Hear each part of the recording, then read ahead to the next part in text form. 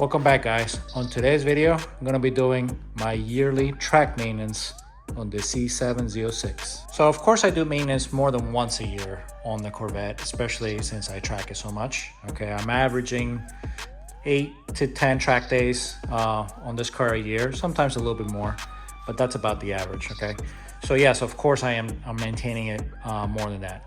But at least once a year, I do the full drivetrain maintenance fluids, and I check everything around the car, making sure that nothing is loose, nothing is getting messed up, that none of my bushings are pushing out. Also, a bad thing about the design of these cars, since these cars have such a low and narrow grille, this acts as a trap for all kinds of rubber and leaves and, you know, just stuff that just gets trapped in between the lower. There's a radiator that sits like this, and then the main radiator, a stack that sits like this. So in between that V, there's just all kinds of junk, and I've tried to vacuum it. I got all kinds of attachments. You can get some of it out like that, but you can't really get all of it out. The other thing that I do once a year, at least once a year, is I flush out all the brake fluid. Okay, but I did the front brake upgrade from the stock one to the AP setup about 3/4 into the season. Okay, so I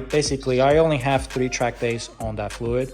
So this time around, I am not gonna do the full flush, but normally at this point, I would do a full flush. I would put 3 bottles in there and just have all fresh brake fluid for the season. Now this time I am doing a little bit more, a few more things that I wouldn't normally do on a yearly basis, just because I've had the car for a little bit over 3 years. Since I drive it so hard on track and stuff like that, this time I'm gonna replace the spark plugs and spark plug wires since I'm in there. Okay, and I'm also gonna replace the cabin air filter. So what do we got? We got engine oil, transmission oil, rear diff oil, spark plugs and spark plug wires all around. I actually use most of GM's recommended things. Okay, so they recommend for a for tracking on these engines to run the 15W50. Now they say you can also run this new 0W40. But these things run pretty hot. You know, on average, this will get to 260 pretty easy engine oil temperature. So I think I feel better with the 15W50. You are supposed to change it back to the street, but I'll be honest with you guys, I don't. I just leave this year round, but I'm in Florida. So anyways, I run the OEM oil filter, okay? For the transmission, I've actually been running this AMS oil, okay? This is what I've been running for the last 3 years, and it's worked pretty good. I really have no complaints. The tranny works fine, and you know. But I've been using Redline in the Evo. A lot of the Evo guys rave about Redline, so I figured I'd give it a shot and see what the heck. And OEM spark plugs, OEM spark plug wires, my OEM cabin air filter, and then what I'm missing here is the rear diff, the 3 rear diff cords. Hopefully Amazon comes through. Oh, and I'll show you guys how to get all that junk out of the grill area.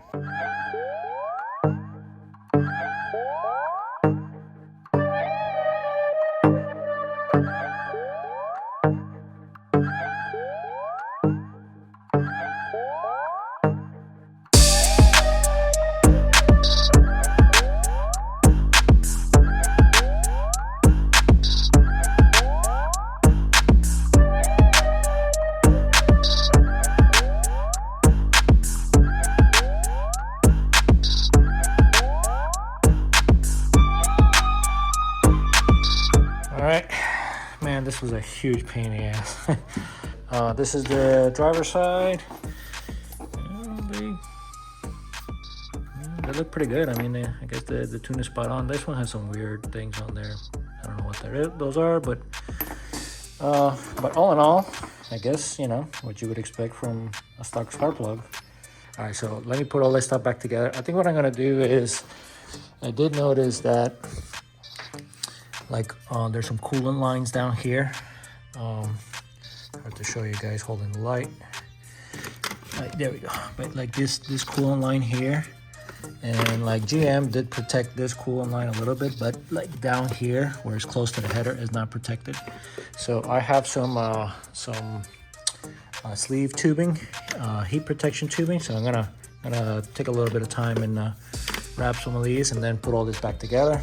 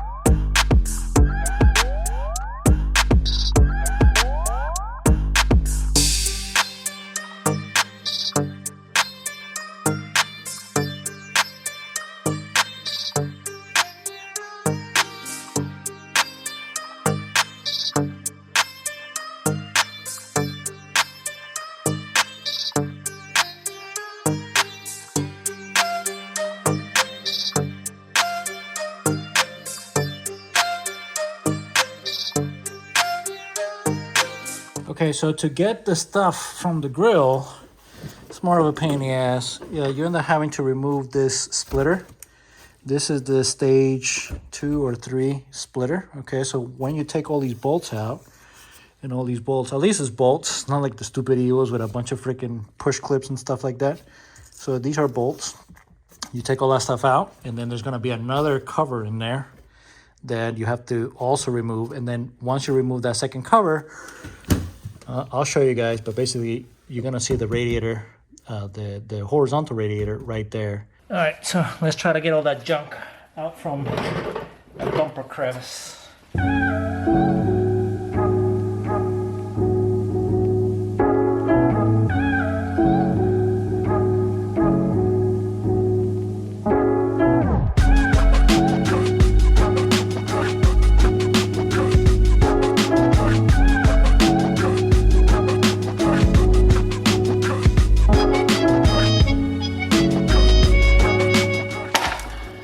Okay, so not too bad there.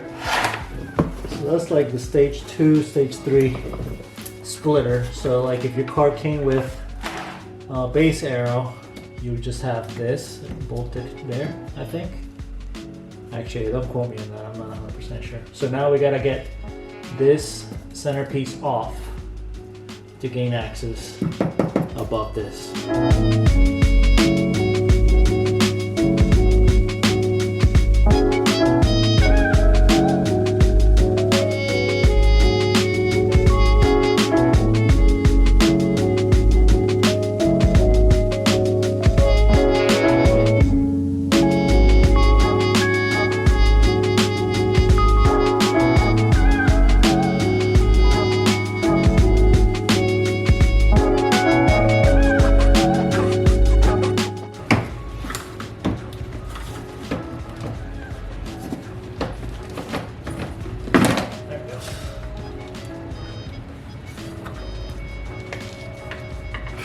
Okay, so now we have access to here. I mean, just by hand. Look, this bunch of rubber and leaves. So now we're gonna go ahead and grab a vacuum and vacuum top of this cooler, okay, and then this whole corner here, and also get to take some stuff off the face. I mean, there's all this rubber stuff is on the face of the heat exchanger. I'm taking off right now. Maybe hard to see on a black glove, but so you definitely want to do this every now and then. You know, that's obviously a lot of work to get in here, so that's why I do it on a yearly basis. So let me get to vacuuming.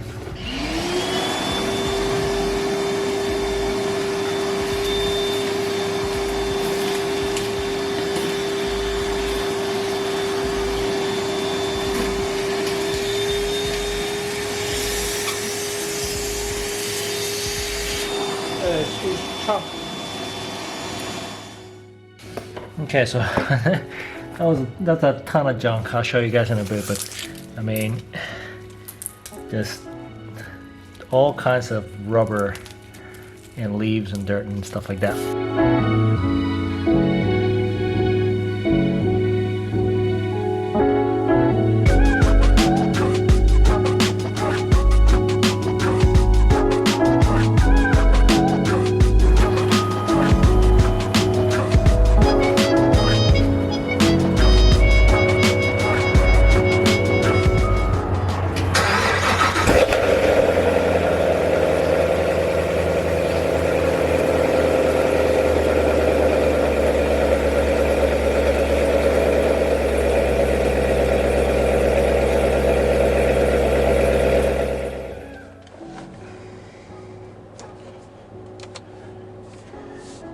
Let's go for a ride.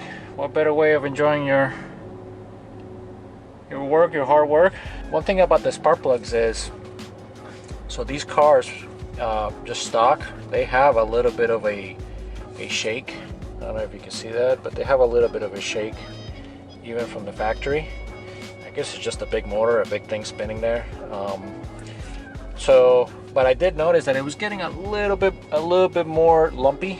It almost sounded like it had a cam, but I don't know if I was just imagining things or was that for real.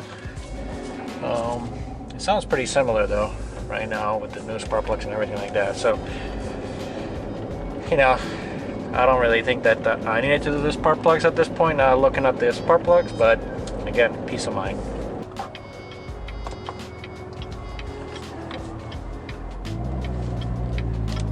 So I gotta say, just driving around, the tranny feels great. Not that I didn't do it before.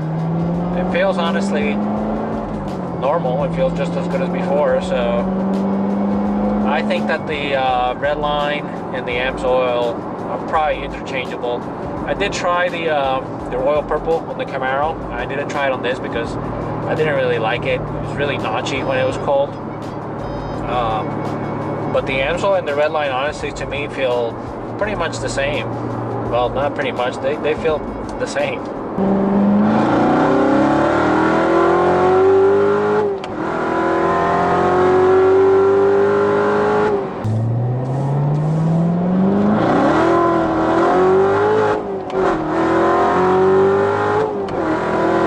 This thing is such a riot.